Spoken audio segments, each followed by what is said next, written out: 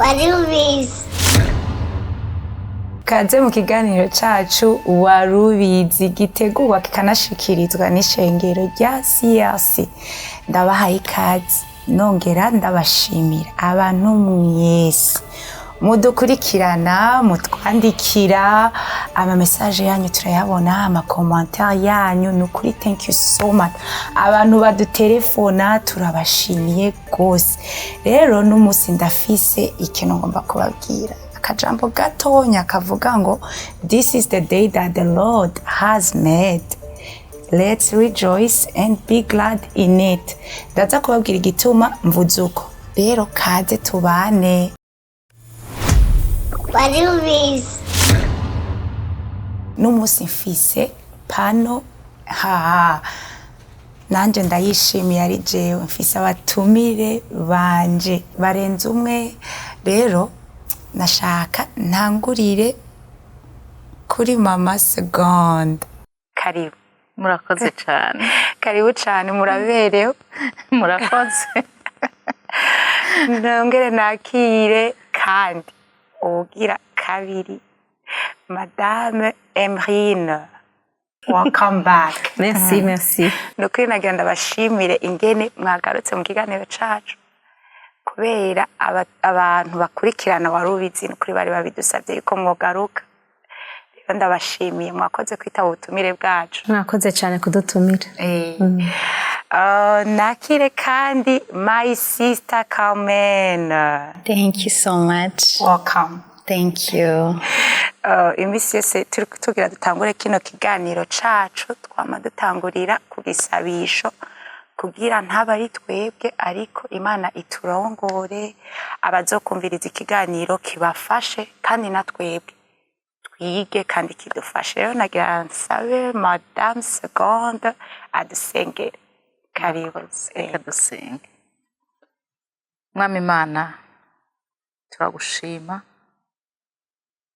kuyo ari umunsi waremye kugira ngo tuwunezerererwemo. Turagushima kuri iyo opportunité, iri teka waduteye byo kuza kuvuga iby'ubuntu bwawe n'urukundo rwawe. Data, aho babiri cyangwa batatu bakoraniye ngo buri hagati yabo, turaguhaye kaze Mwami Yesu, turaguhaye kaze Mpwemu Yera, ngo uzurongore ikiganiro cacu, uzuganze ikirere, uduhe ubwenge, tuvugane ubwenge, tuvuge ibikenewe bitwubaka kandi byubaka n'abatwumva. Tuguhaye icubahiro na kaze na karibu, ni mu izina rya Yesu tubisenze, amen. Amen. Murakoze cyane. Rero n'umunsi nashaka tuganire kuri teme ivuga ngo umugore ni inkingi y'urugo. Ni jambo nasomye mu minsi iheze, ndavuga nti iri jambo ndashaka yuko tuzorivugana, nzoribaza abantu muri WARUBIZI. Rero ava yuko tuja mu idonido ry'ikiganiro, nashaka ndabahe umwanya abatumire banje babanze bidondore, batubwire abaribo. Kaze cyane Mme Seconde. Murakoze cyane. Nk'uko bamaze kubivuga, banyita Seconde, nkaba ndi umudamu, ndubatse, ndafise n'abana.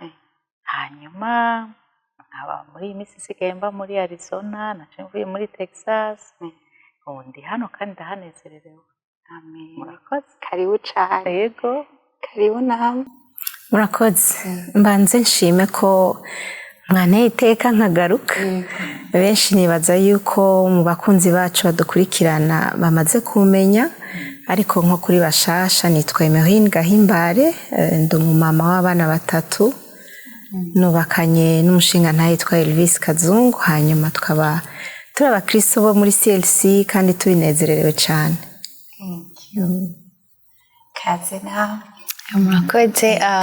Nkuko mwabivuze, nanje nitwa Calmene Kanyamuneza, ndubatse, mfise n'abana babiri,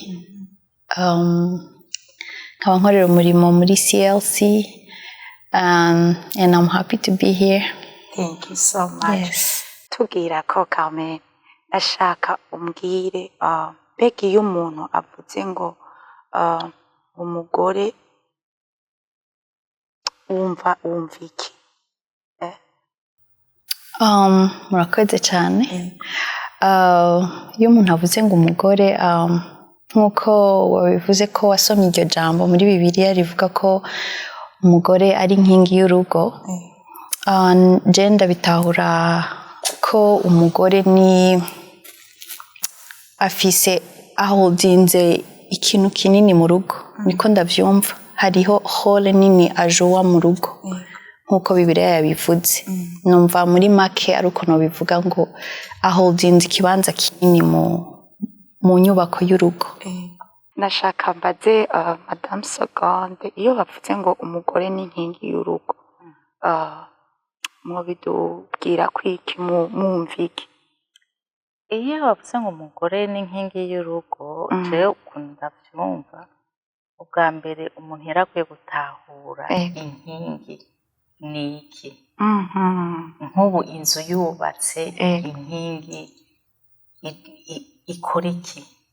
Ariko utanguye kwiyumvira inzu, inkingi ni ikintu gikomeye, ni ikintu gikomeye,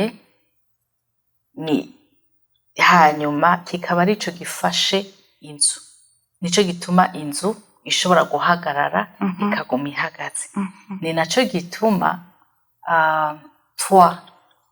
iguma kuri iyo nzu nayo ikaguma ihagaze, inzu rero ikaba ifashe. Iyo bavuze ngo umugore ni inkingi y'urugo, ni ikintu gikomeye cyane, kuko urumva yuko uwo mugore niwe muri make niwe afashe iyo nzu, niwe atumye iyo nzu yubakwa. Atabayeho nta nzu yobaho, n'igisakariro nticobaho, nta kintu muri make, nta kintu na kimwe. Urwo rugo rutagira umugore ntiruba rukinabaye urugo. Kandi unabiravye ni nkako biri. Adamu yaremwe ari wenyene, hanyuma ngo Imana iramuraba iravuga ngo reka ndamuremere umufasha. Kandi mu bisanzwe unavyiyumviriye umufasha nawe, umufasha siwe afise inkomezi nkeya ko waje gufasha, ahubwo umufasha aza afise inkomezi kugira ashobore gusuporta uwo muntu yaje gufasha. Agomba kuba ari stronger kurusha uwo muntu yaje gufasha. Urumva inkingi itegerezwa kuba ikomeye. Rero urumva ukaraba rero ukuntu rero Imana yazanye yamuremeye ngo umufasha ngo amukwiye, hanyuma ukongera ukaraba ingene la création ibera mu mugore. Nuko mpava mvuga byinshi nkamarira abo turi kumwe, ariko ugaturaba n'ukuntu umugore ahambaye, umugore amaze kuza gufasha Adamu. Umuntu wese yiswe umuntu mw'isi yaciye mu mugore. Nta muntu n'umwe yigeze abaho yongeye kubaho. Umwe yararemwe aremwa n'intoke z'Imana, ubundi nawe ava mu kagufa ka Adamu. Ariko mu nyuma umuntu wese yaje mw'isi yaciye mu mugore. Urumva iyo n'iyindi nkingi ya création, niba twobivuga gutyo. N'ibindi turabandanya, reka duha akanya abandi nabo bavuge. Madame Emeryne, yego, mwumvise ngo umugore ni inkingi y'urugo, mwabidusigurira kwiga? Byinshi babivuze bagenzi banje, ariko numva umenga ico nohagarara ko cane tubiravye mu buzima bwa misi yose tubayemwo. Urugo rutagira umugore ruraboneka.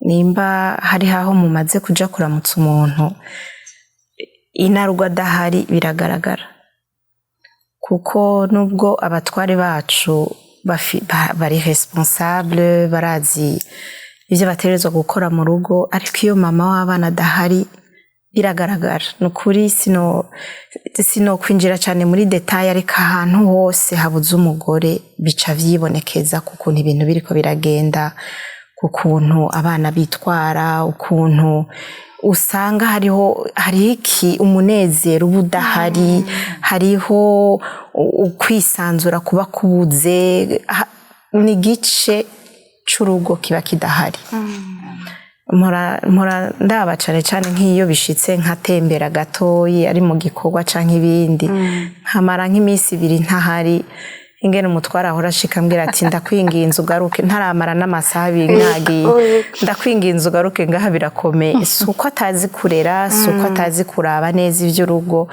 ariko absence yanje ca numva yuko ituma bigaragara ko vy'ukuri ndi w'agaciro mu rugo rwanje nico cyonyine ndabifatiye ko n'urugo rwanje ndabira ko iyo ntahari ibintu byinshi biraparangana atari uko batavyitayeho ariko ari uko hariho responsabilité jewe mfise mu rugo n'ikibanza mfise mu mitima y'abana no mu mutima w'umutware wanje iyo ntahari bica vyumvikana bikaboneka ko ntahari niyo mpamvu no kwemeza ntakekeranya ko umugore mu rugo ari ikintu gikomeye.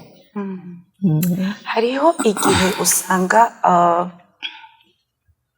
umugore atamenya ugukomera kwiwe mu rugo mbega ni igikice niyihe karakteri y'umugore akomeye ni igiki kubera twavuze yuko inkingi ari ikintu gifasha inzu kandi ni ikintu Mme Seconde yavuze ngo ni ikintu kiba gikomeye gifasha inzu mbega niki n'uyuhe mugore niyihe karakteri ituma umugore akomera.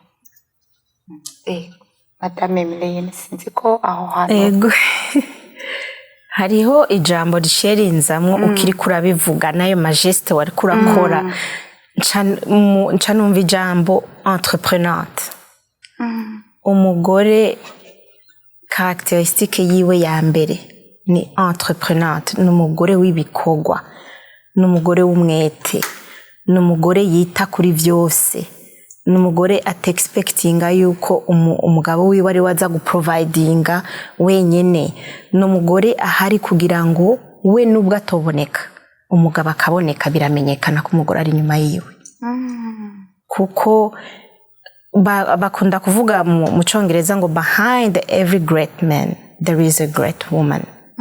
Naho umutware yabonetse abatware baduhora twumva muri Bibiliya bavuga ngo bahagarara mu marembo bagahagarara n'abandi bashinga ntahe bakavugana ivya politike n'ibindi vyinshi mu kigo hariya mama w'abana niyari kandi ni wari ko aratunganya ibintu byose n'umuntu w'ibikorwa vyinshi n'umuntu afise umwete n'umuntu yitayeho ivy'urugo yitayeho ivy'abana yitayeho ivy'umutware kandi bitamubuza nawe kuba ari umuntu w'ubwenge ashobora no guhanura no gufasha umutware wiwe mu bintu byose vy'akazi ka misi yose. Iryo jambo niryo ricerenzamo. Akoze cyane. Mu gukomera k'umugore ga Mme Calmene hari ingorane especially nshaka dukorere kuri ubu buzima tubayeho ngaha muri Amerika. Turabakristu ariko nibaza mbega ufashe nk'umugore gukorera Imana muri ibi bihugu tubayemo eske ni ikintu coroshe nk'umugore wumva gutega madame? Murakoze ku kibazo ciza. Nk'uko bivuze muri kino gihugu ntibiba vyoroshe. Yabivuze mugenzi wanje hariya ati umugore akomeye donc nkuko yabisiguye na mugenzi wacu ategerezwa kuba ari ready gukora mu rugo gusupporting umushinga ntahe wiwe. Rero urumva muri uko gukorera Imana bamwe usanga mukorera Imana mwese kandi hariho ubundi buzima buri behind dusanzwe tubamwe atari ubwo mu gukorera Imana. Hari amashifti hari ibindi dufise abana ariko go nuko utegerezwa kubikora byose. So rero numva jewe nkanje uragerageza nk'uko yabivuze ukamakinga sure yuko ibintu byose wabihaye umwanya wabipanze donc ntibize bikugwako just like that ukamenya ngo this is the time for this hama nk'uko yabivuze utegerezwa nimba umushinga ntahe wawe nka je notanga akarorero sinzi ko nogendera ku karorero nkanje urumva umushinga ntahe wanje ni umu worship leader kandi ufise abana kandi nanje ndaririmba urumva dutegereza gukora umurimo w'Imana twese hashobora kuba igihe tudashobora kuboneka twese muhira canke mu murimo w'Imana mugabo not ko nca mvuga ngo twese we have to stay mu byo muhira no nshobora kuvuga nti reka jewe no munsi ntekinge k'ivyo mu rugo and then nawe aboneke mu murimo w'Imana donc hategerezwa kubaho balance you know ni balance nayiko ndashaka gushikako muri vyose kugira ngo kuko nimba witaye cane mu byo umurimo w'Imana kuko isengero ya mbere ni mu rugo ndavyibaza nico naco bazokitubaza so donc balance itegerezwa kubaho mu rugo and then mu murimo w'Imana iyo washizeho balance vyose biroroha vraiment yego balance niyo keyword novuga Mme Seconde nashaka mumbwire nk'uko narimbajije Mme Calmene mbega umugore n'izihe mbogamizi ahura nazo mu kuba inkingi mu rugo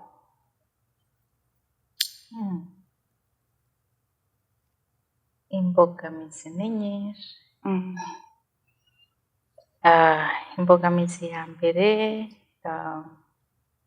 niyo yo kuba umultitasking ukeneye gukora ibintu byinshi icarimwe ukaba uri umudamu kandi ugomba kujua iyo role y'ubudamu umushinga ntahe ukaba uri mama w'abana uri umwigisha w'abana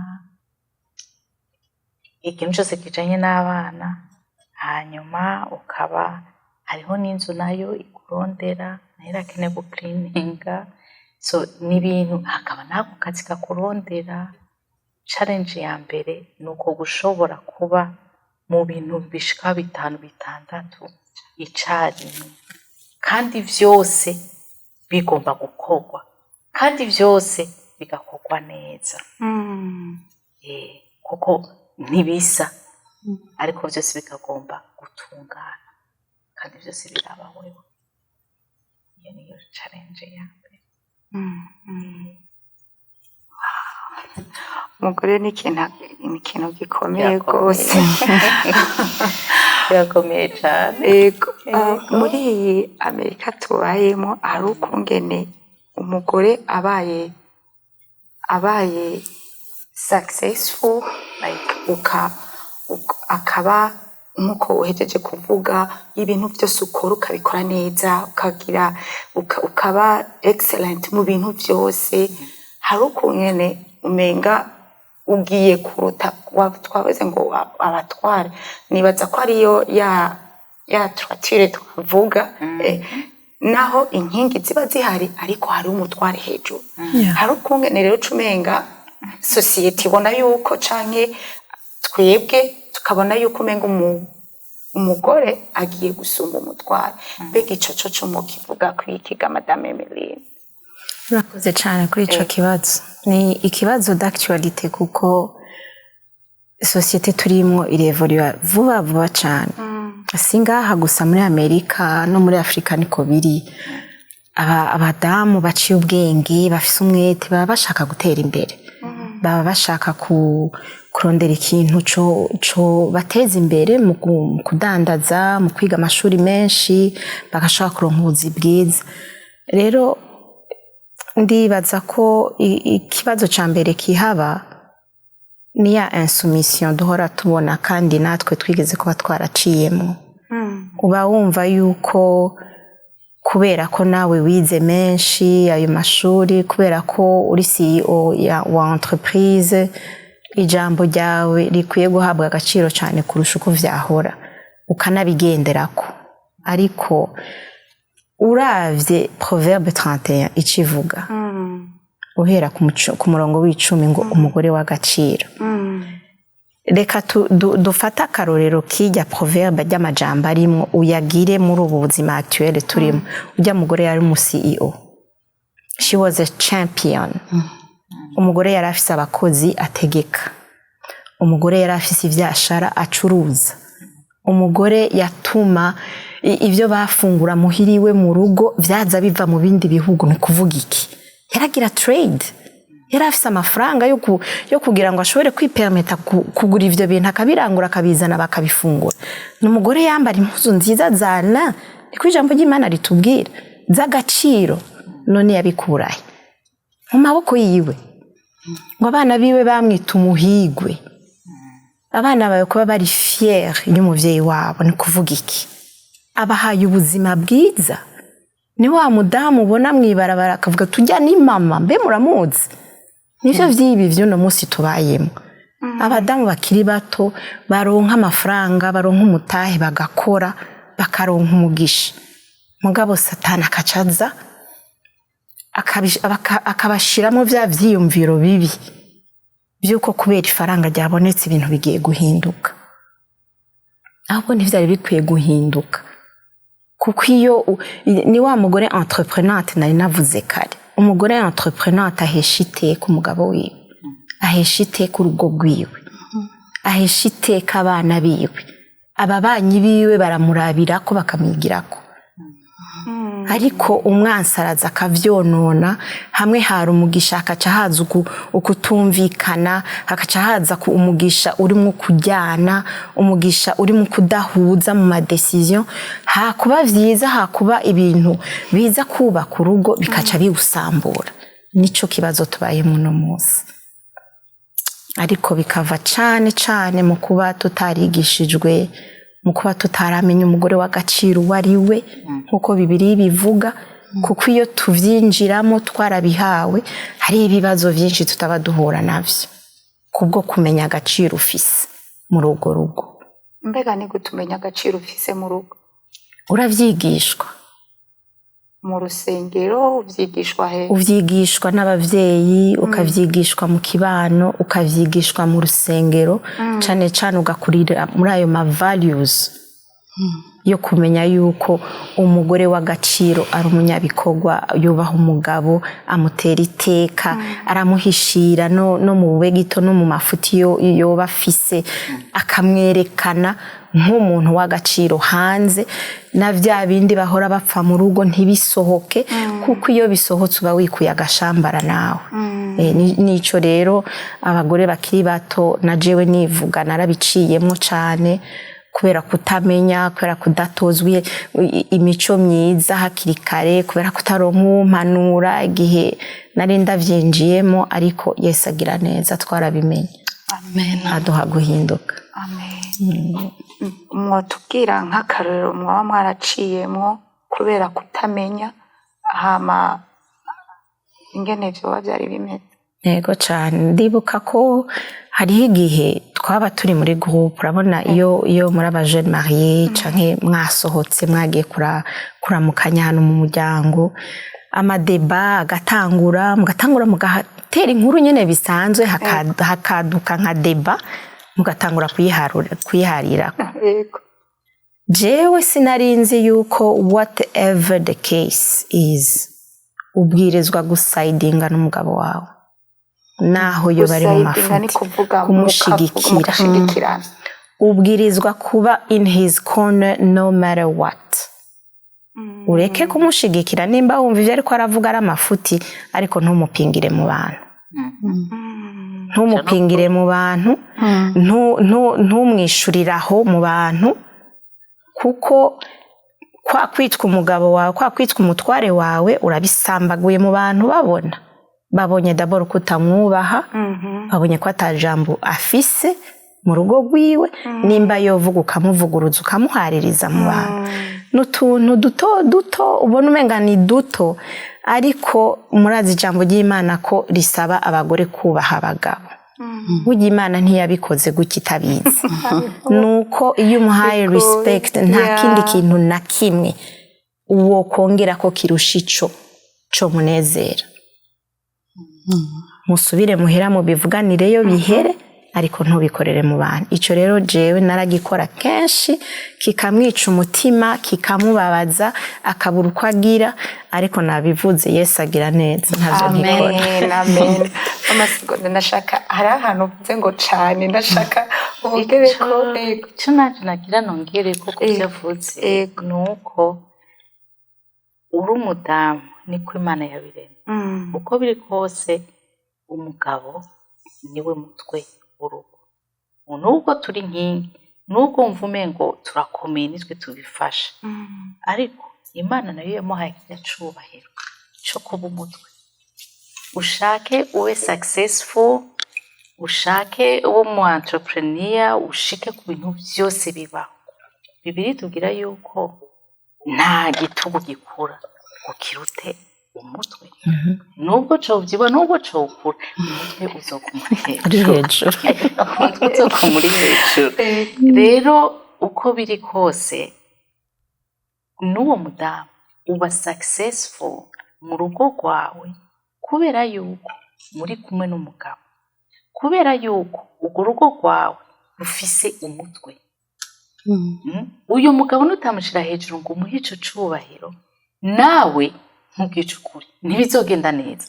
Ivyo byose uri kurizera yuko bimeze neza bizokuramburinga hasi. Hama ikindi naco nagira mbwiye tuwagira tuvugane nuko umudamu w'igicubahiro cawe ufise nuko witwa ko ufise umushinga ntahe. Uravyumva?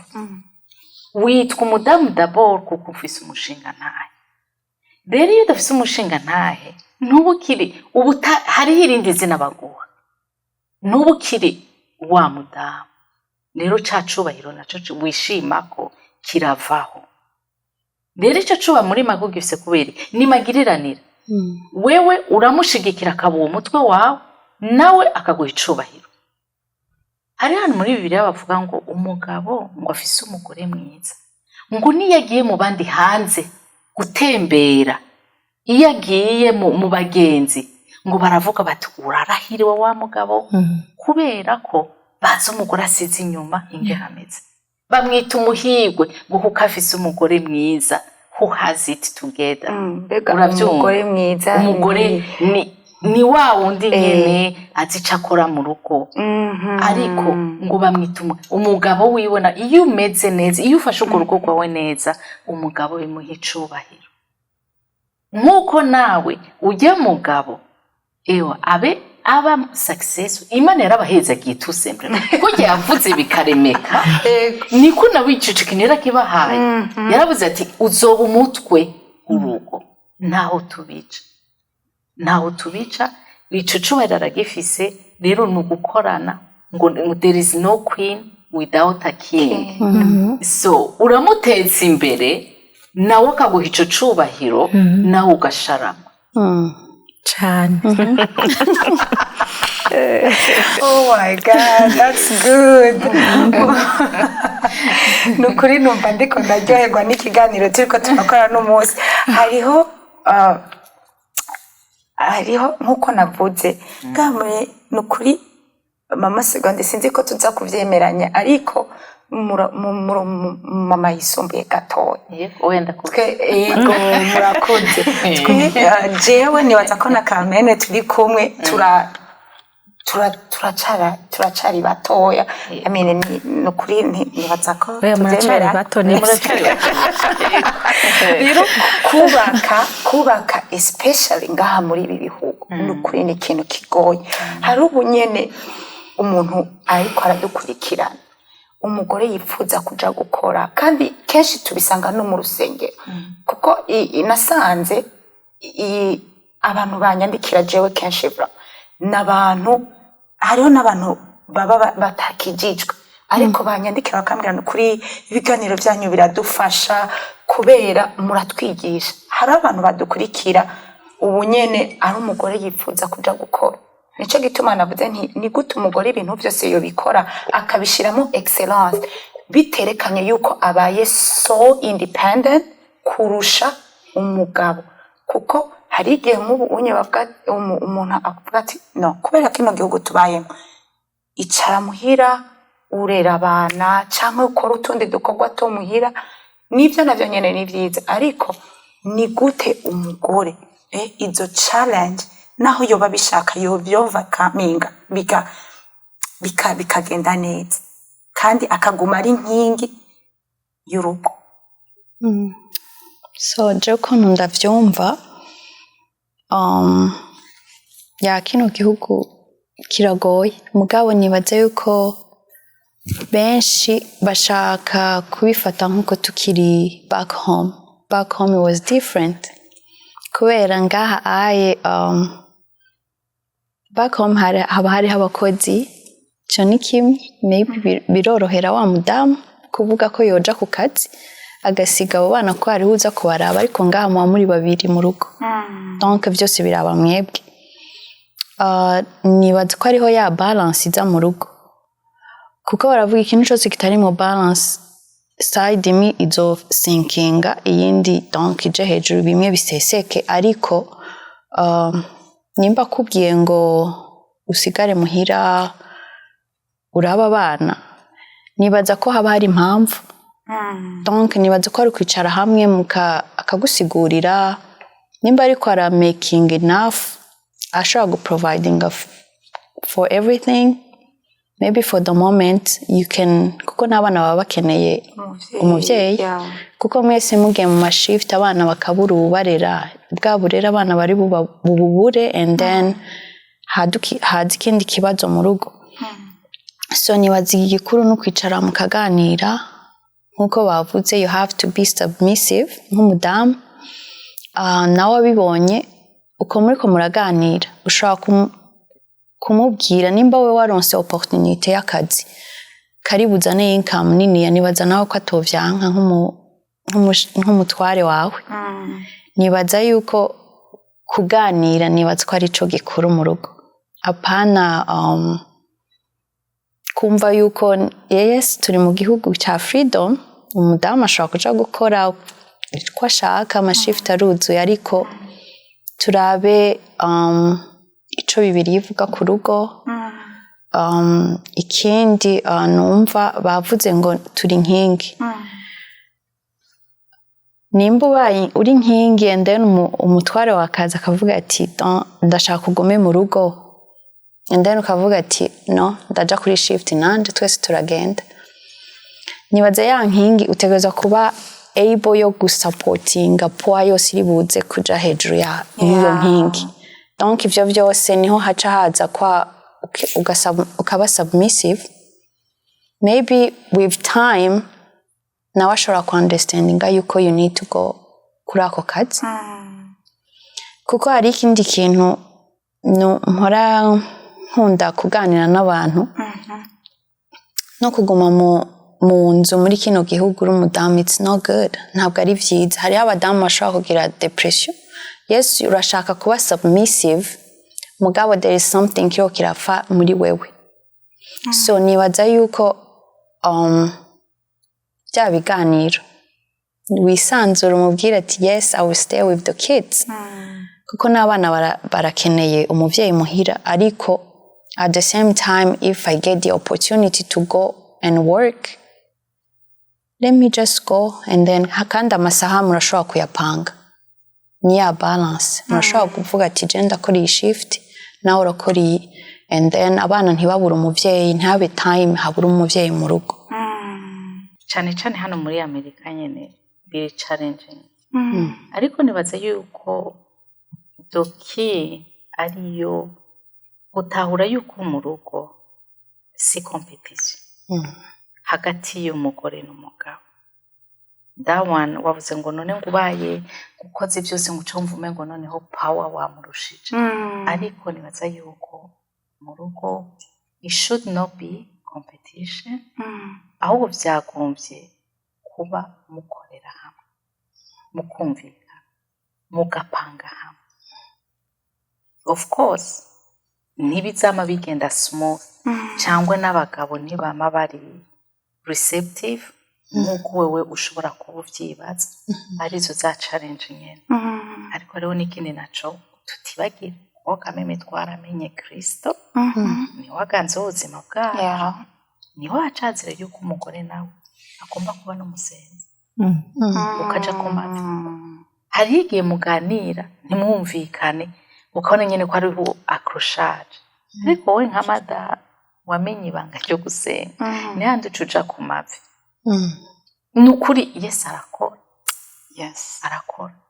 Iyo ugiye sincèrement ukamwereka ibikugoye ku mushinga ntahe ngene mutumvikana abana niki, ariko ukabigira mu bugwaneza, burya n'ingene naho ukominika n'umushinga ntahe arashobora kubona yuko uri gukominika kugira umudomine cyangwa uri gukominika kugira mwumvikane murondere common ground yo guteza imbere urugo. So it all depends. Ego nawe wifashe gute, you know, ugomba kwigira nyene kuri patron. Oya, nta competition irimwo muri izo challenge. You have just to have it together, mukadesida hamwe. Ikirushije ikindi, umudamu nukuri umudamu adasenga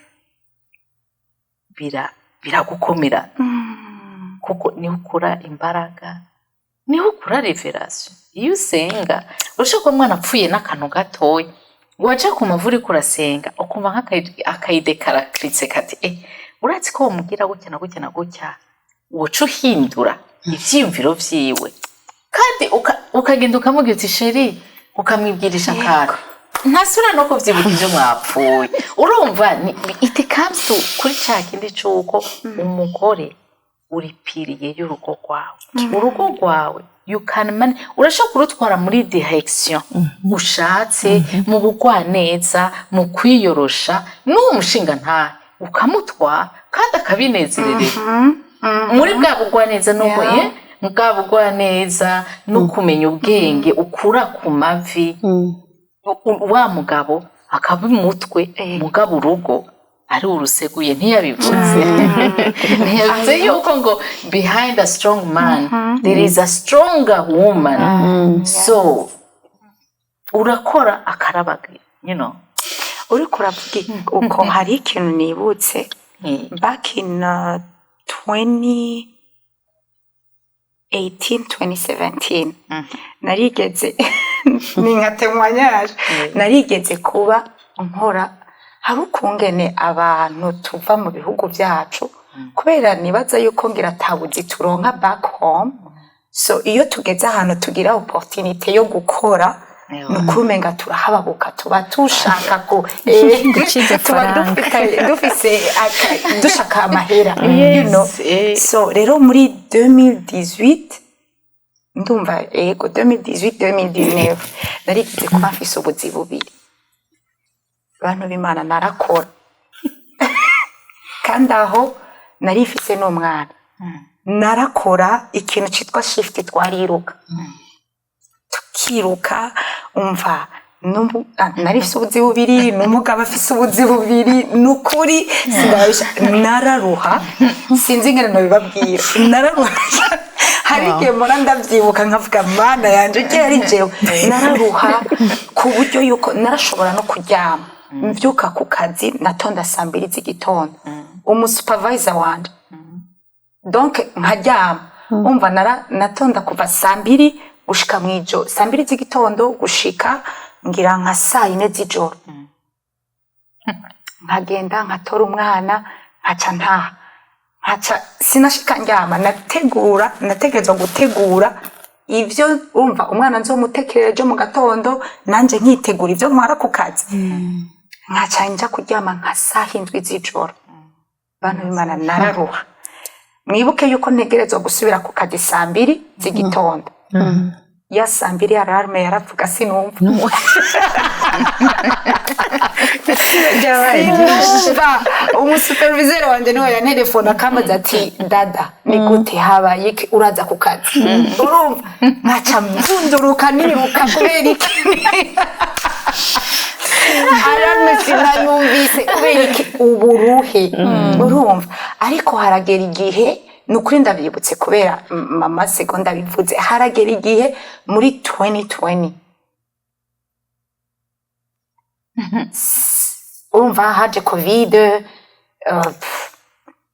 ahantu twari twagiye biragorana yuko twese dushobora kuja ku kazi jewe rero cyo ndaguma muhira ngumye muhira ararara mwibuke ko ari wa muntu yahora akora ubuzi bubiri icyo wikoza cyo ndagenda icyo gihe mfise wundi mwana w'umubebe mfise ababebe babiri nukuri sindababeshe ndatangura ukamenga yose imeze neza urumva nahora nguma ku mashifti ubu rero nicaye muhira covid irahari ukamenga simeze neza ariko ce ntangura gusenga hari igihe cyo twibaza yuko na income urumva yagabanutse mu rugo urumva twese twakora ariko umwe yicaye ukacumenga income yagabanutse burya nasanze ikintu cyose n'ubwenge it's your mind ni ikintu wiyumvira rero kubera nicaye mu rugo Imana naciye ngira zose ni kubera naciye ntangura gusenga ndatangura ndasenga Imana ikuramo ya nyota sinovuga yuko naretse gukora ariko hari ikintu cyashiftinze muri jewe Imana ikuramo inyota yo guhababukira amahera urumva kwa kundi like nakoze cemfa nakoze hari ibintu bitagenda neza mu rugo nakoze urumva Imana irakinkuramo nuko ndavyibutse kubera ubivuze ariko birashoboka iyo mubivuganye mwese birashoboka yego sinzi umenga Mme Emeryne hari ikintu yagomba vuga je nshaka kwisabira yuko warubizi zo kurikira nzoza ndakugira interview nawe dushingira intanye kuko ndumva kubitsa ibintu byinshi ubitsa amabanga menshi yego n'abakunzi baba urubizi basigaye babisaba ngo nzoze shinga intanye nanje umunsi umwe nzohoze ndashaka ndababwiye yuko jewe icamfashije cyane muri ico gihe kuko ntivyoroshe guhindura denku bivana naho uhungiye je nahungiye mu gusenga kandi mu gusenga birampindura sindababesha Darlene w'ico gihe siwe Darlene wo muri ico gihe narahindutse Imana yarankoreye ko nukuri kandi ndabishimira Imana rero ayo ma challenge umuntu ahura nayo niyo nshaka ko tuvuga tuyashire mu buzima ubu tubayemo kuko biragoye no kubona wahora ukora ayo masaha yose nukuri hariho n'utuntu usanga niyo umugabo yatasha avuye ku ishifti agaca n'ahantu ukaba waruzi yuko umugabo aza gutaha nka 2:00 hakagera 3:00 akantu gato yakaragushavutse waciye he nuzi ko nanje ndushe urumva nshaka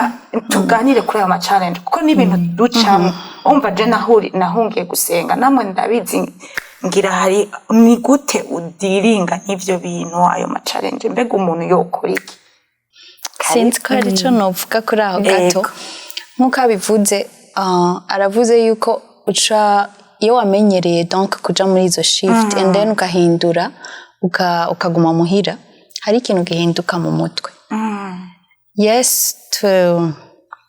turakijijwe twaramenye Imana ariko after all turi abantu hariho ubuzima buri butandukanye no kuvuga ngo simvuze ko bitandukanye cyane ariko hariho physically hari ikintu gihinduka nkuko avuze ngo akantu gato gusa ni cya gihe rero kuko iyo wirirwa mu nzu ni same thing nta kindi kintu gihinduka hari ikintu mu mutwe gihinduka at the same time kare uhora uja kuri shift ukagaruka urahindura environnement rero nanje byaranshikiye igihe nari nabyaye like urumva hari ikintu cyahindutse vraiment muri wewe rero muri uwo mwanya je ukuntu mba numva mu gihugu uzi yuko you have to stay with the kids you have to be creative and kugira mu mutwe nawe ntibihave bigutuma ubana nabi n'umushinga nawe wawe deja ariko arakora providing and then chuza na stress zo kuvuga ngo this and that urumva biri buza n'ibibazo yes creating animburi buje n'abana muri parke hari ikintu biri buhindure mu mutwe nimburi bubatware gukina abana that will change something mu mutwe mugabo ugumye mu nzu imisi yose ukaguma mu nzu, trust me, ivyo bizobaho kumva nyene kandi for no reason ugasanga urishuye nabi or something birahaba. Mugare numva izo challenge kugira uzo overcoming ni kuba creative n'abo bana creating utundi tuntu dutuma tukudistractinga kugira nyine ntiza depression. I know yuko abanyafrika benshi depression ntibayeme ariko ico kirashobora kukuzanira depression. So rero numva ni creating utwo tuntu nyine n'abana nimba ubu nyine ntibishobotse kuja kuri shift ariko urashobora kuja kuramukanya n'umushuti n'umugenzi wawe afise abana bagakina gatwara abana for ice cream, ico kiraza guhindura ikintu kinini mu mutwe. So rero numva ico nico kimwe numvise novuga kuri izo challenge.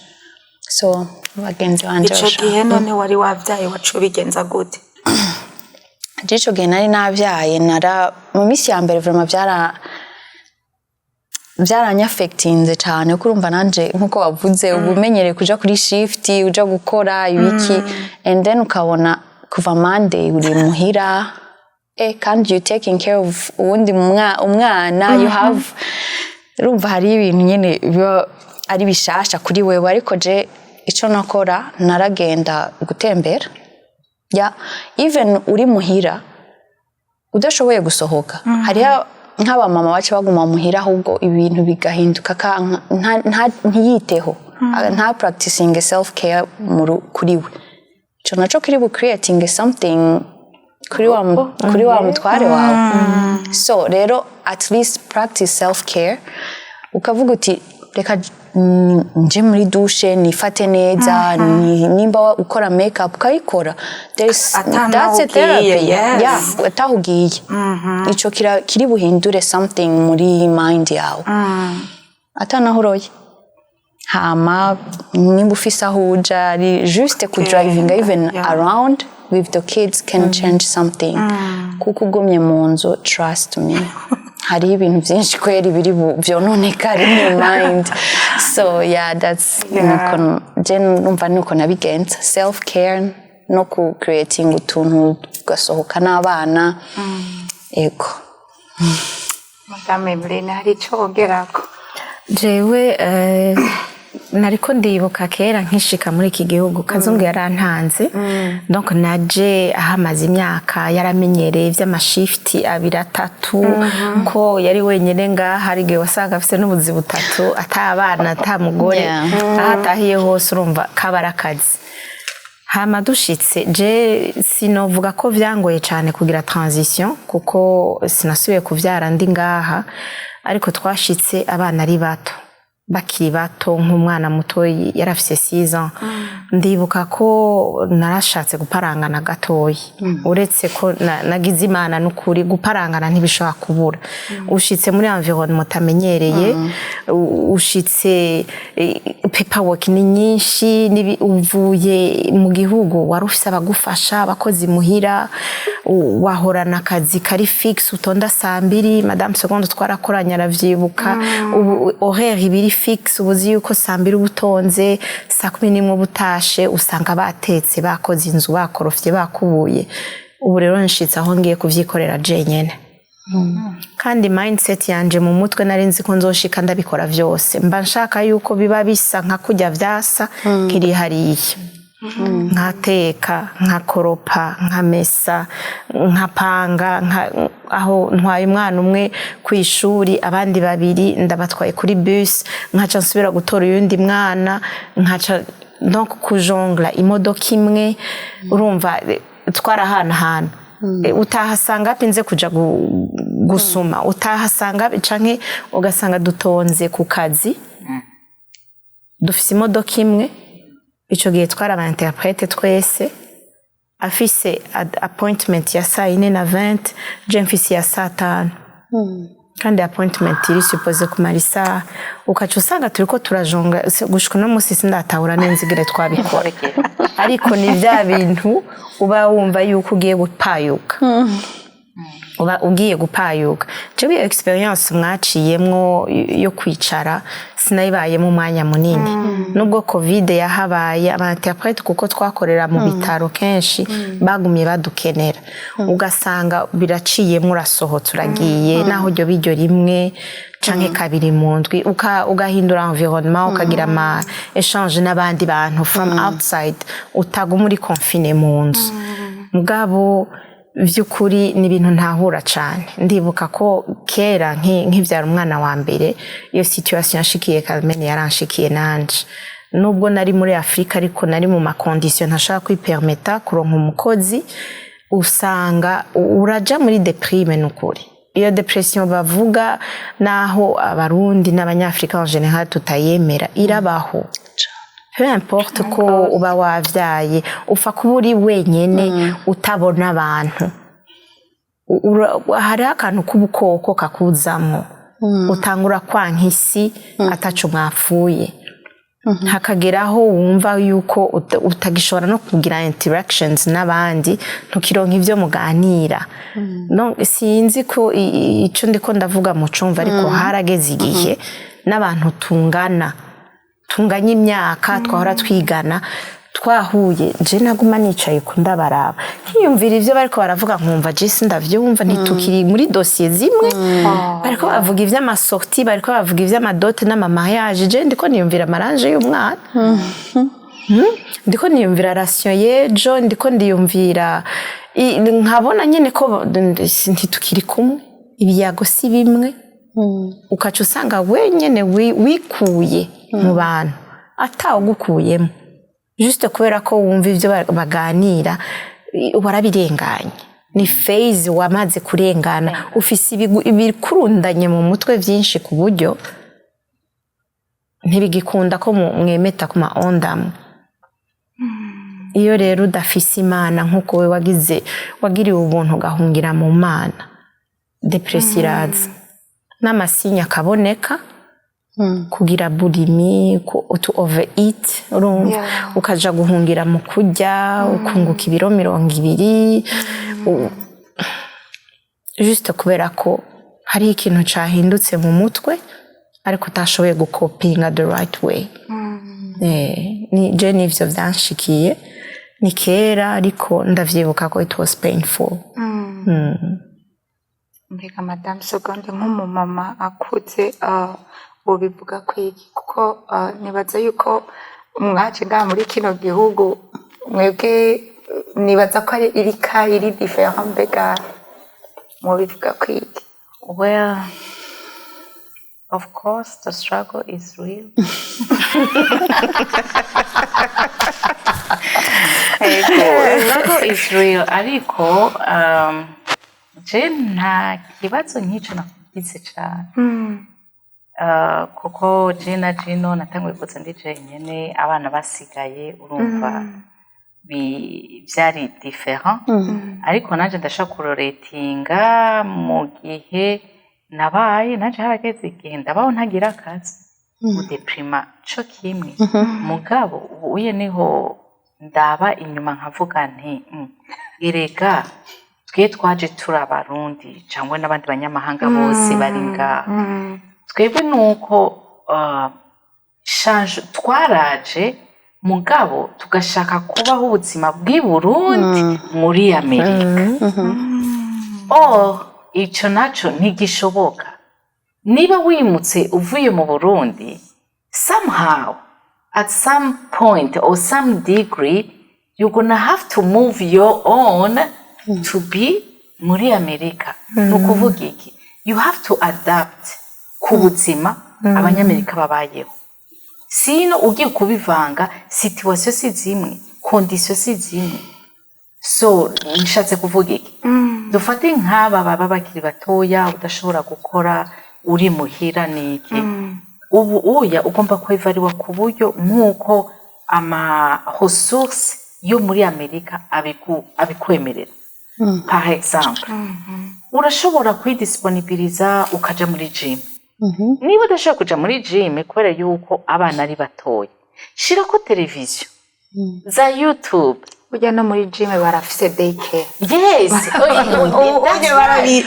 bararaba abana. Muri za YMCA baragusigaranira umwana wowe ukagenda ugakora ico ukeneye gukora. Even if nubwo wowe utabishoboye udafite niyo modoka yo kugira cyangwa utazi no gutwara, shirako TV muri YouTube hari urashaka gushiramo 30 minutes workout ugira izo ushaka yoga ushaka you name it hari ibintu byinshi cyane ushirako 15 minutes 30 minutes utonke nawe ukagira hanyuma ico naco icurumva nero ikindi naco udashoboye kugenda nakanya keza yuko nawe ongera wiyiteho none shift zo ziraryoshe za misi yose uramaze shift ndaziye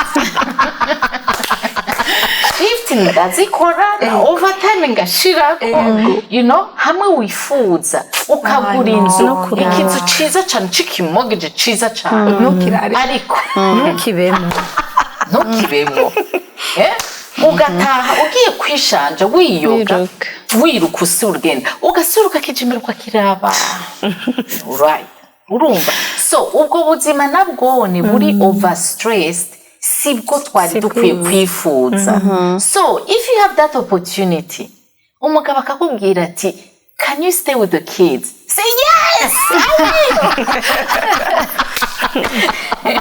mubwira uti thank you so much and take it as an opportunity to build yourself you know gira siporo hanyuma wige kugira amaresipe atandukanye niyo atasange wamugira agakeke keza niyo atasange wamutekeye akantu keza nawe azasubire muri shift afise utubaraga na n'umunezero niyo azasange nawe uri renewed muri wewe akumusanganiza stress umusanganiza umunezero kuko wamye wibuildinga up anezerwe nawe unezerwe ikindi naco co muri Amerika well ubasigaye hari ubuzi bwinshi you can work going in person but you can also work from home right yes umwana asinziriye you can go on your computer do some stuff niba utazi izo skills zo kubikora. That's why I said we have to move from our countries and be present here. Learn. Ahandi nawe abamama benshi bahengera abana bakiri bato nkuko kwanyu hamwe babwiye ati gumana n'abana muhira agaca karikira ati imyaka 4 ndayifise. What do? They get a degree from those 4 years. You manage your kid and then you study.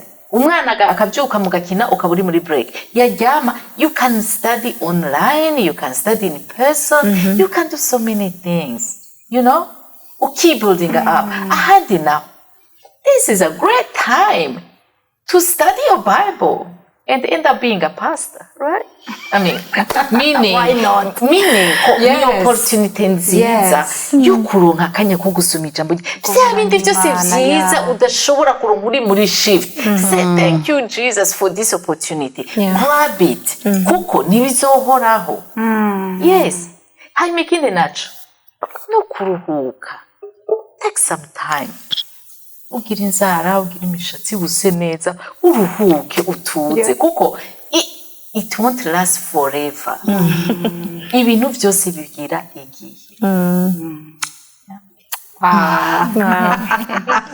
I like it that was good thank you so much Mme Emeryne nashaka tuganire kandi ku kintu cyo guca bugufi igute umugore uca bugufi especially ngaha ahanye muri iki gihugu cacu n'ahandi hose igute umugore uca bugufi. jewe aho no bifatira ni mu ijambo ry'Imana kuko guca bugufi k'umugore kudafatiye ku ijambo ry'Imana kuragoye cyane kamere yacu nk'abantu en general n'abagore usanga kenshi umenga tuzi vyose we know everything nta kintu tudashaka gukosora nta kintu tudashaka gusubiramo nta kintu tudashaka gutumbereza guhinzira biratugora cyane kwemera kamere yacu biratugora kwakira uburongozi ufatiye ku ijambo ry'Imana rero kuko ariyo basis dukwiye gukorera ko kugira twumve submission icarico. Soumission mu gifaransa urumva ni soumission ni kwisumeta, se mettre sous, sivyo? No mu Congereza ni submission. N'amajambo abiri bafatanije. Sub ni kuvuga munsi, mission umuntu akubwiye mission wumva gute? Ni mission, ni kintu nakazi baguhaye. Nuko dukunda kumva iryo jambo muri sense mbi yuko ari kuja munsi y'ubutegetsi bw'umuntu. Kuri jewe nafashe ko soumission, mfise umugabo ari hejuru yanje, niwe azana vision y'urugo rwacu, jewe nkaja muri mission yo kuyi-executa. Nije nivyo nibwiye kandi to me it works. Azana vision y'urugo kuko niwe mutware, niwe yankoye, sije nagiye kumurondera. Yaranshimye aza kunkura iwacu arankwa, anshira mu rugo, ndazi inshingano zanje z'umugore, ubu narazimenye ngo mangaruka kuri kandi Yesu agira neza. Yesu agira neza, narazimenye, narigishijwe ndamenya. Nzi yuko mission yanje no kumushigikira muri vision yiwe. Nta mugabo adashaka gutera imbere, nta mugabo adashaka respect, nta mugabo adashaka kugira iteka mu bandi bagabo. Nimba rero ivyo ndabitahura, nzi neza ko iryo teka giwe ari iryo teka ryanje.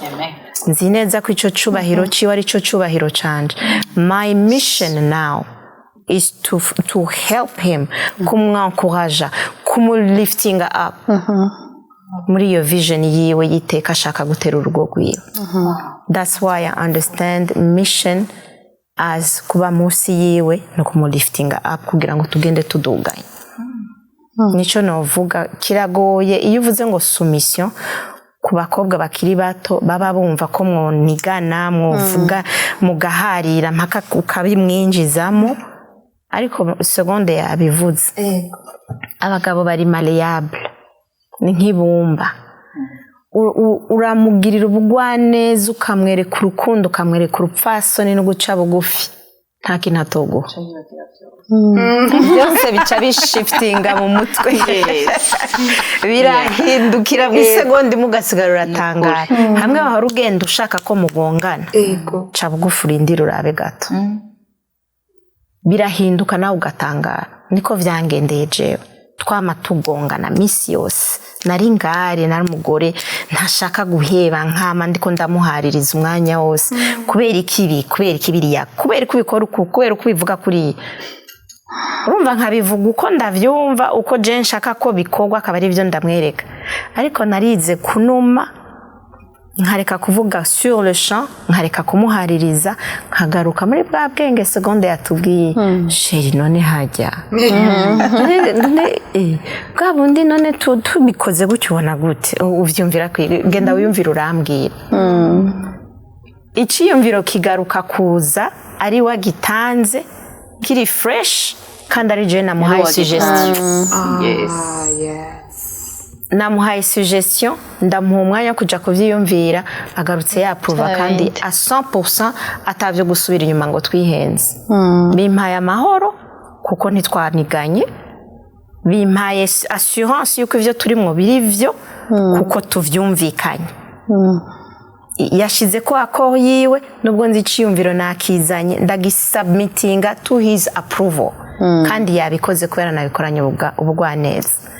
Niyo soumission ni ubwenge budasanzwe, ni force idasanzwe, kuko kugira wemere kwisumeta bigusaba kugira ubwenge. Nico navuga. Thank you so much. Hari ikintu usongera ku byo Mme Emeryne avuze? Nibaza vyinshi yabivuze. Hariho example yanaduhaye kare, before yavuze ati kera hari ivyo atarazi, ariko nyine nkuko avuga ati Yesu agira neza. Hariho nk'ikintu ushobora gusanga umuntu atigishijwe yabivuze, ukaca usanga mwagiye nk'ahantu kuramukanya n'umutware wawe, kubera twese ubuzi intege nke zo mubakanye ati ukaca usanga uriko uramushira hasi mu bantu. Hari ikintu twibagira, yes, uko urashobora kureka abantu bakibaza ibyo bibaza, mugabo umunsi wo uzosohoka bigasohoka biva muri wewe, bifite imbaraga nyinshi gusumba ko abantu bokwibaza ibitavuye ibyo utisohoreye mu kanwa. Urumva? Kandi ushobora kugenda muri aho hantu ukamuponda ukamwishura nabi, donc mugaterana amajambo nk'uko yavuze baba bariko baraganira n'abantu gusa akumva. So rero image uzotanga hajya hanze na ba bantu niko bazomufata umugabo wawe cyane. Nimba babona uri uramusuzugura hanze, bazomusuzugura nabo. Mugani bazosuzugura wowe nyene, Yesu bazomusuzugura nawe nyene, ariko weho bizoba ibindi. So rero numva ibyo byose biragenda together. Uri umudamu uri submissive, ibyo byose nibaza yuko bigenda together. Ahantu hose uzobura udahaye ico cubahiro umushinga ntayo wawe, nubwo muba muri kuramukanya aho hanze, uzomusuzuguje. So rero numva woreka abantu bakashuminga ibyo bashuminga, ahako wewe bisohoka biva mu kanwa kiwawe. Trying gufuka umushinga ntahe wawe, sinzi terme nokoresha, ariko coveringa no matter what. Kuko je mpambwira abantu nti don't even nubwo coba ari ikintu c'ikibazo, ntugene no kuvugana n'uwo muvukana na mama wawe, kubera je mpamvuga Yesu dushaka kugirana ku kantu hagati yanje nawe, ariko turiyunga mwanya turashaka kuvuga sheri bite, you know, ariko uza wamaze gutanga iyo message hanze, ntibazomubabarira nkuko bamubabarira, bazomubonamo ya image, bazoguma niho hahera kumusuzugura, kandi we bizokubabaza, kandi urazi ko ari wowe wabisohoye. So numva rero ivyo byose biragenda together, ni kwa kuba inkingi nyene, kuba able gusupporting ijya pwa yose, kavuga ati ijya nkingi nyene ikeneye mu rugo rwawe, ivyo byose biza ukavuga ngo ndabisupportinga no matter what, kugira urugo kuko nimba vyanse ukagwa byose bica bigwa hasi. So rero numva ari uko nako numva nokongerako. Murakoze. Mme Seconde, muri iki gihe hariho amadivorce menshi. Nk'umumama ukuze, nashaka umbwire n'irihe banga iyo avuze ngo urabisupport, reka maze nongereze ku byahejeje kuvuga ngo urabisupport no matter what. Ariko inkuru nziza nagira ndakubwire ni yuko muri Bibiliya batubwira ngo iyaba atari uhoraho yubaka urugo, ngo abubaka bose baba bariko bakora ubusa.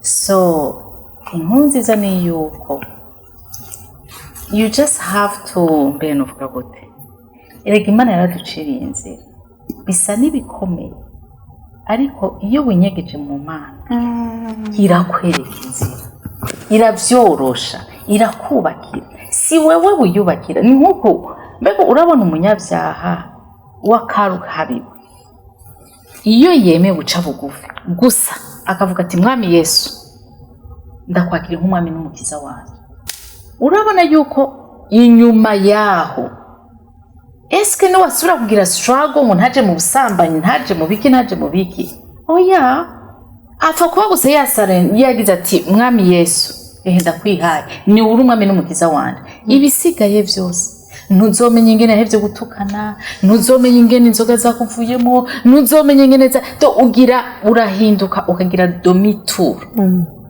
Ntumenya vyo ndiyo vyagiye. Nibi novuga ko ari cure nkaco kimwe, birakomeye, bisa n'amabuye, bisa n'amananiza, ariko kuko ari Yesu yashizeho urugo, erega urugo si institution y'umwana w'umuntu ni naco gituma satana yigwanya cane aramakinga sure yuko raba nk'ukuntu mutangura muri sheri shushu mupfa kwiyangaje gusa mukambikana iyo mpera mukaja muri urwo rugo muratanguye ingwara muba mudekaraye intambara mbega none ubwire yuko ujya mugabo yakuzenye mu rugo atagukunda of course yaguhisemo mu bagore bose yabonye ni kuva kivuka ahitamwo wewe urukundo rurahari nawe urarufise ariko satani aratugwanya rero nk'uko ntibigaruka kuri rya jambo ngo abo tugwana saba inyama n'amaraso turiko tugwanya umugabo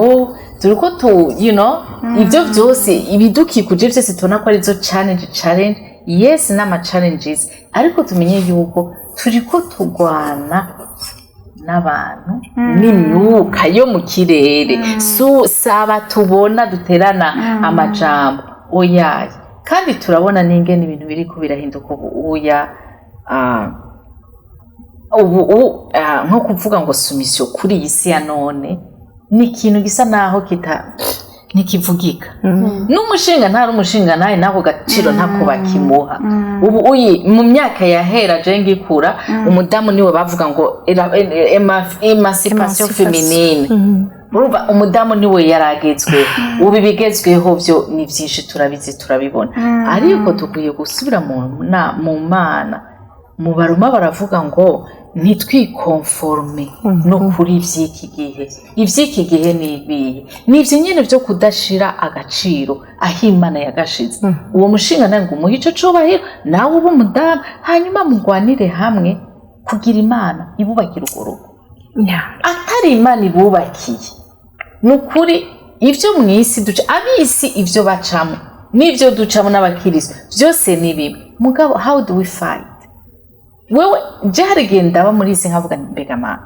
iyo mba ntakumenye nari kubaho gute ugaca wiyumvira uti mbega umuntu atigeze amenya Yesu uwo ari we atagiriye uva jewe ku kazi barankoma nirukira kwa Yesu ngo ntabara umugabo twashwana nirukira kwa Yesu ngo ntabara umwana yangiriye yambere ikigaba nirukira kwa Yesu ngo ntabara rero ugaca wazi none gamana utagufise nawe ko kabaye wirukira no it comes to the same thing nizo ngo nazo ego turagira mariage uko bwiye ko bwije turarongoza turagira gute ariko niba badashimikiye kuri Kristo ngo abere fondation wewe wa mudamu we mbega izo mbaraga unafise zo gusapotinga nezi ico ukora uravuga uti mwami Yesu ngwino ingo wiyubakire kuko urugo rwashizweho n'Imana niyo inarurinda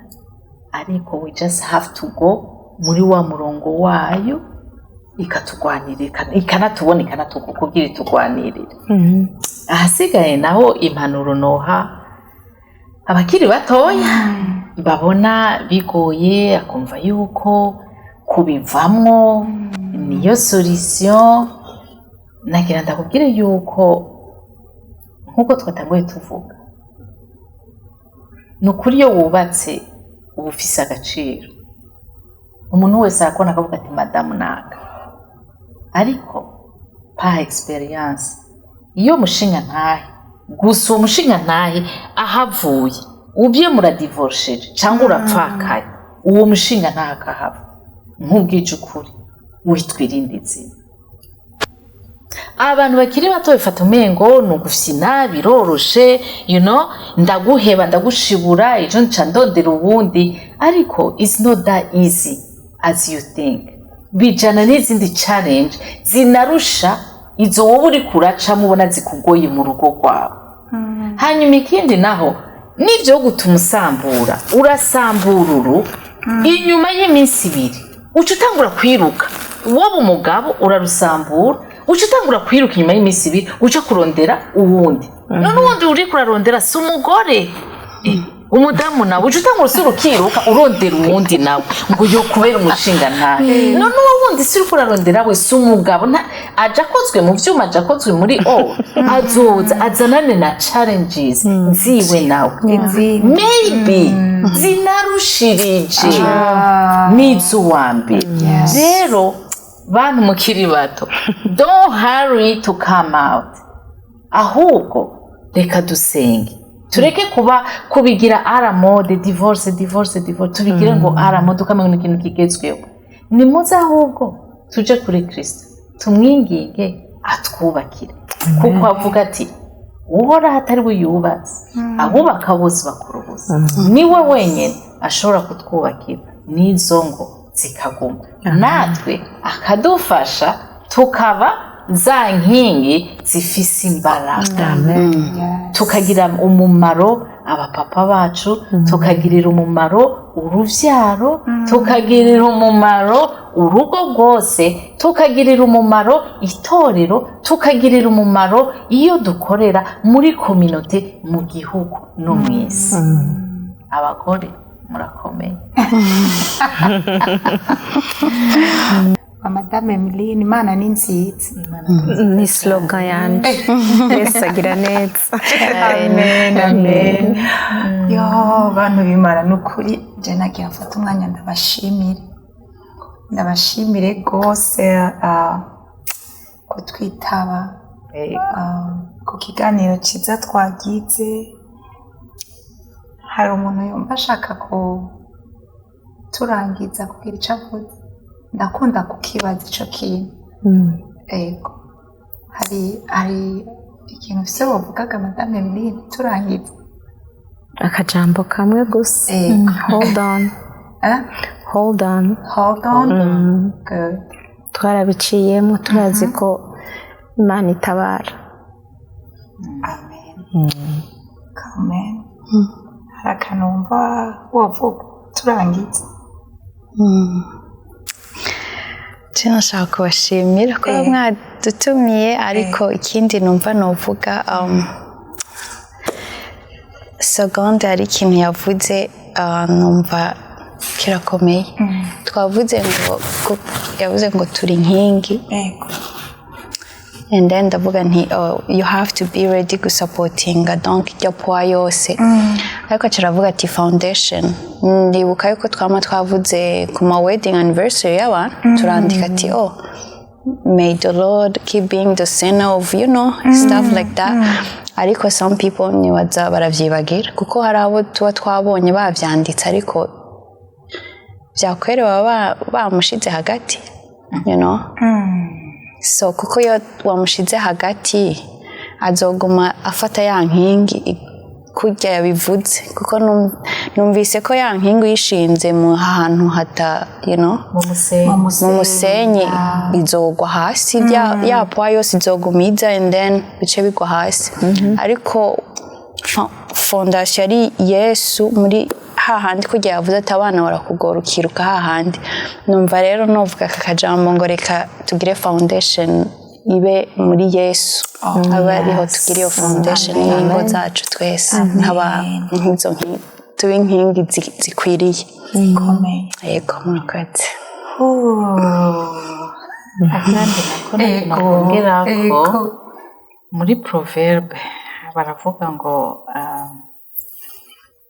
umugore mwiza yubaka urugo rwiwe ngo umugore mubi nawe akagwisamburira rero Imana idufashe tuba abagore bubaka ariko atari abagore twisamburira kuko turafise ubwo bubasha bwo kubaka tugaholding everything together it is in our power it doesn't matter icuri uri kuraca mu challenges ufise nukuri ni nka profesi Imana yarabitwatuye yaraduhaye ku bushobozi yarabuguhaye tubugendeyemo we hold everything together jene umunsi naronse isomo nuko kugira umugore aba inkingi nziza kandi ikomeye ategerezwa kuba afise fondasiyo nziza ni iki ni Yesu ni Kristo hano b'Imana nukuri ndabashimiye rwose thank you for coming nibaza yuko ninasubira kubatumira muzogaruka next week nabyo nyene abadukurikiranye babisabye vrama ndazi ko muzoba ready kugaruka nongera ashimira abantu badukurikiranye abazodukurikirana nukuri murakoze cyane mubandanye mugira comment subscribe share gira notification kugira ushobore kubona ibiganiro byacu tubishizeko jewe nabateguriye kino kiganiro nitwa Darlene Irakoze ndabashimiye gose nongera nshimira sinogenda ntabivuze abantu bose bari behind the scene abantu bari nyuma y'amakamera mutabona hari abantu benshi bitanga kugira iki kiganiro n'ukuri kishikirizwe n'ukuri ndababwiye nti Imana ibahezagire kandi n'ukuri bongera imbaraga. Thank you so much. See you next time. Ndabakunda. WARUBIZI.